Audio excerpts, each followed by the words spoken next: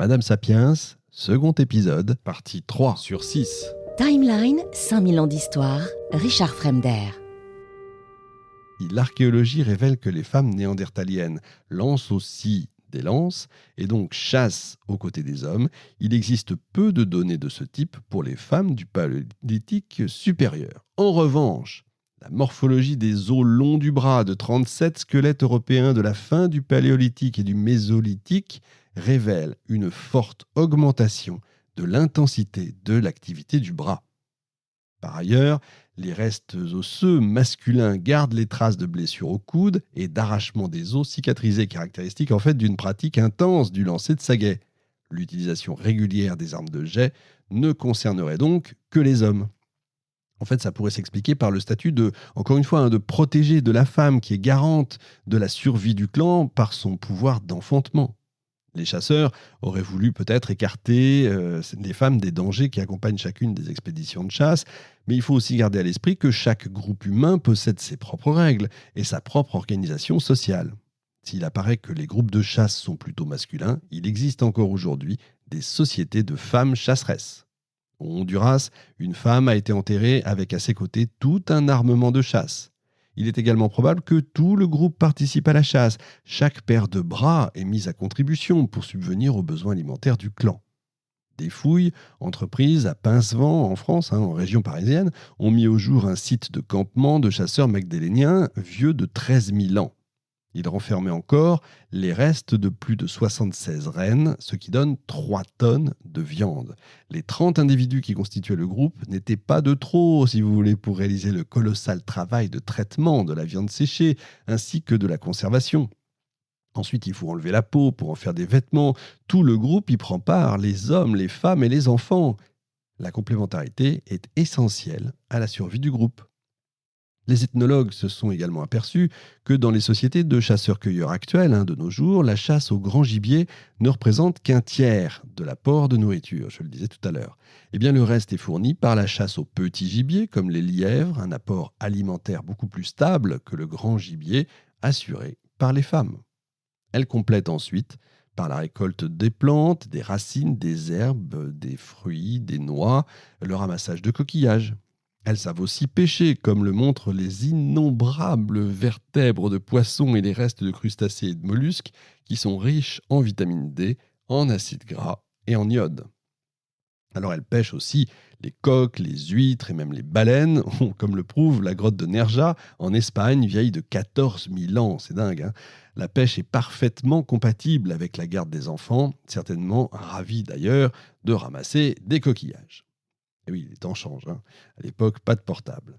La structure et l'usure des dents indiquent que les plantes font également partie de l'alimentation des hommes du Paléolithique. Les végétaux représentent en effet 70% de l'apport de nourriture à cette époque-là. Les femmes connaissent l'usage des plantes, non seulement pour la cuisine, mais aussi pour la préparation de filtres et d'onguents. Elles sont parfaitement au fait de leurs vertus alimentaires et médicinales. Il est donc probable qu'elles soient les guérisseuses du clan, voire même les premiers médecins de l'humanité. Les ethnologues ont aussi constaté que les chasseurs-cueilleurs actuels ne consacrent que 12 à 19 heures par semaine pour la recherche de nourriture. Ils se gardent donc du temps pour l'artisanat, l'art, l'éducation des enfants et les interactions sociales. La cohésion et la solidarité sont essentielles effectivement à la survie du groupe. Tout le monde participe à la dynamique du groupe, y compris les femmes. Une plaquette en pierre découverte à Gunnersdorf est ornée de l'image d'une femme debout. Un bébé se tient sur son dos par un objet révolutionnaire, un porte-bébé, oui, vous avez bien entendu. Les mains de la mère sont ainsi libérées pour accomplir les tâches nécessaires à la subsistance du groupe. Chez les chasseurs-cueilleurs du Paléolithique, la répartition des tâches est établie en fonction des aptitudes et des compétences de chacun.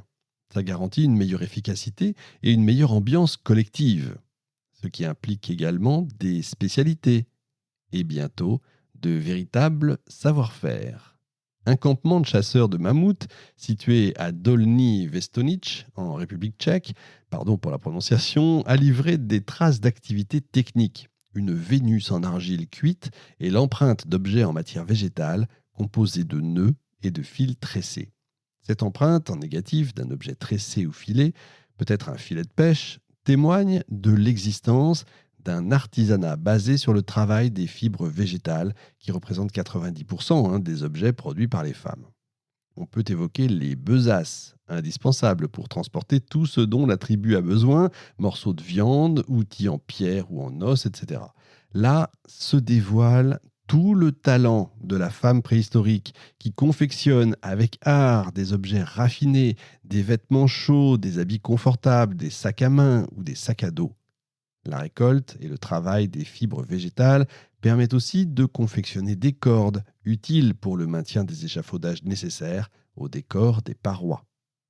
Le travail des textiles et la vannerie ont longtemps été négligés parce qu'il s'agit de matières organiques qui disparaissent en fait avec le temps. Les recherches récentes mettent en lumière des techniques textiles effectives, diversifiées et même, on peut le dire, sophistiquées. Des cordes à un et plusieurs brins ou tressés, des filets noués, des paniers d'osier tressés, le tissage à cordes simples et croisées ou encore simples et sergées. Certains sites ont livré les restes de métiers à tisser, c'est absolument incroyable, témoignant de l'abondante production textile de l'époque ainsi que de l'importance, encore une fois, du rôle des femmes. Ce sont elles, en fait, qui réalisent les instruments de portage tels que les paniers, les sacs portés à la main, sur le dos ou autour de la tête, indispensables à l'économie de nomades, qu'il s'agisse du portage des enfants, des produits de la collecte ou d'autres charges, tout ce que vous voulez. Ces éléments sont également essentiels à l'échange de produits finis et de matières premières. Les figurines en argile ou en ivoire restent les seuls témoins de l'extraordinaire variété d'objets issus du travail des fibres, des pièges, des filets, des vêtements tissés ou cousus, des pagnes, des jupes, des bandeaux, des manteaux, des capuches, des chapeaux, des coquillages, qu'ils soient tissés, objets de parure, résilles, colliers, tout est là. Et comment oublier la fabuleuse résille qui coiffe la tête de la dame à la capuche de Brassempouy. Vous pouvez voir ça sur Internet, c'est invraisemblable. La grande minutie de réalisation de toutes ces statuettes permet du coup aux chercheurs de reconnaître les techniques de couture, les points et même le nombre de torons des cordes torsadées. Alors moi, j'y connais rien, j'ai cherché, je ne sais pas ce que c'était que les torons. Les torons, c'est des gros fils tordus ensemble, vous voyez. Il n'y a également aucune raison pour que la femme soit écartée du travail de la pierre. C'est une activité qui demande un apprentissage long, rigoureux, de la dextérité, de l'intelligence, des qualités qui se retrouvent plutôt chez les hommes, on est d'accord? Je plaisante, évidemment, qui se retrouvent chez les hommes et chez les femmes.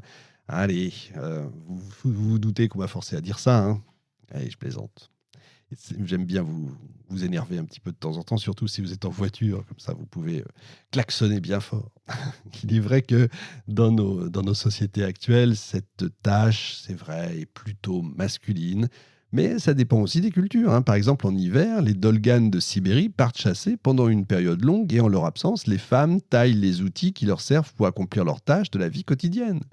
Le site de Pincevent, encore une fois en France, a livré 2 espaces de travail. Le premier conservait des outils achevés, sortis des mains d'un artisan plein de dextérité et d'expérience, tandis que le second renfermait des outils moins aboutis, ainsi que des traces de travail des os et des pots, des grattoirs, des galets, des aiguilles, des lissoirs.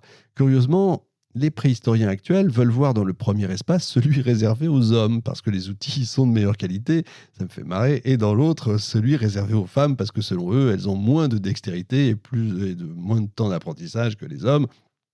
Les outils retrouvés à cet endroit ne sont pas extraordinaires, donc ils sont efficaces pour toutes les tâches du quotidien, on va dire.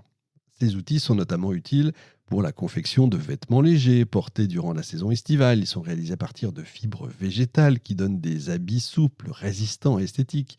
Le bois, le roseau, les feuilles entrent aussi dans la construction de huttes et la fabrication de récipients pour la cuisson et des paniers. Dans les sociétés traditionnelles, cette tâche est surtout attribuée aux femmes, comme chez les Inuits ou les Amérindiens. En revanche, en Afrique subsaharienne, ce sont les hommes qui se chargent du tissage.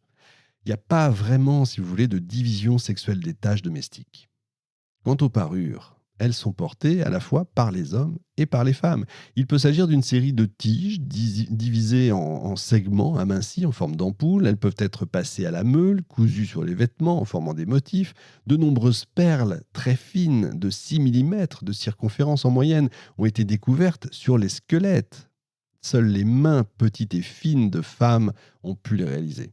Elles sont donc tisserandes, couturière et bijoutière déjà.